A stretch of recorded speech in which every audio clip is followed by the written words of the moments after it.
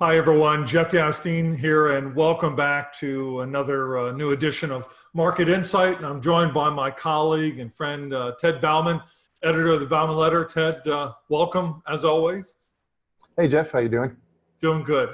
And I guess we're talking about opportunities in biotech. And by the way, I want to ask everybody out there, what do you think about biotech? Is that a good place to invest, in your opinion, at this stage in our conversation? And hopefully we'll persuade you as we go through, for Ted and I, our conversation here. So Ted, what's your opinion here?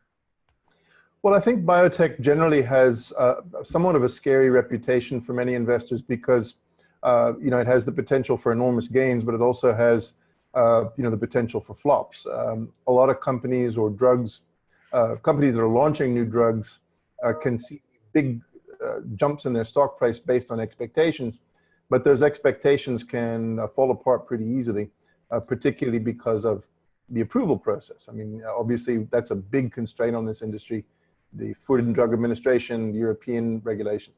So the key thing is, I think this is one industry where really you should be leaving it to the experts, people like you and I who study these things carefully.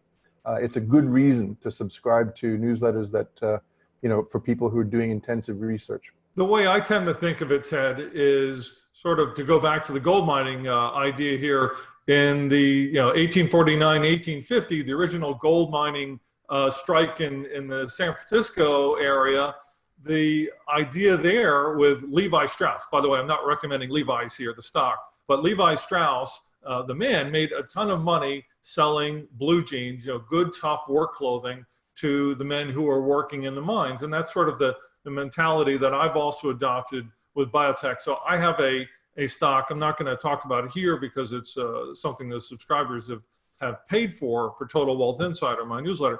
But I think that's a key way that lots of people can move into this sector, looking at not so much striking gold with pharmaceuticals, but instead looking at the companies that sell equipment to the biotech companies or who provide drug delivery systems to help those drugs to get into the systems of the patients who need it.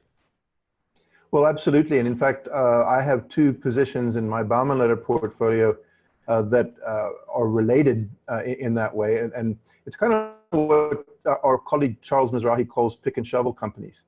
Basically, you can invest in gold mining, or you can invest in the things that gold miners need. And one of my picks really is focused on a company that provides services to pharmaceutical companies that are developing new drugs, because the process of developing new drugs and guiding them through approval is so complex and so intense that it's actually worthwhile developing special products that companies can buy because it helps to increase their own profits. And I think that's a good case in point. Absolutely, because in the biopharmaceutical area, biotech, you're talking about sort of the lightning strike odds type of thing where one of these biotech companies, and it seems to happen on a regular basis, where these companies have a very low price stock and it shoots higher. But for every one of those, there's, I don't know what the odds are, but 10, 20, 50, 100 others that don't make it. And in some ways, it's more of a slow and steady wins the race sort of metaphor here, that you're making money by doing, as you were saying, and Charles has said, these picks and shovel plays, rather than trying to find that one in a million shot. And Ted, any final thoughts on this? Well, I think one of the things I would point out is that there's a huge difference between playing the pharmaceuticals game with small caps that are starting companies that are developing new drugs on their own account, and big companies that are developing new drugs. The big attraction of the small caps is that you can ride that success story right up to the top, hundreds of % gains, or it could flop, but you do get those big gains. But if you buy into a big pharmaceutical company like Pfizer or somebody like that, you shouldn't expect the biggest gains because they're already big operations, and this is one drugs out of many. So the key thing is, if you want to play the pharmaceutical market, you want the big gains, make sure that you are listening to somebody who's keeping a close eye on what's happening with these companies. because a small cap company can have or really one of three outcomes. One, the drug doesn't work, nobody makes any money. Two, the drug does work, the company itself becomes very valuable. Three, the company gets bought up by somebody else, one of the majors. And so knowing which route your investment is going to take is critical, and that's what we're here to help people do. Absolutely. I couldn't agree more. Ted, thanks for coming on, and for everybody, thank you for joining us on this Market Insight.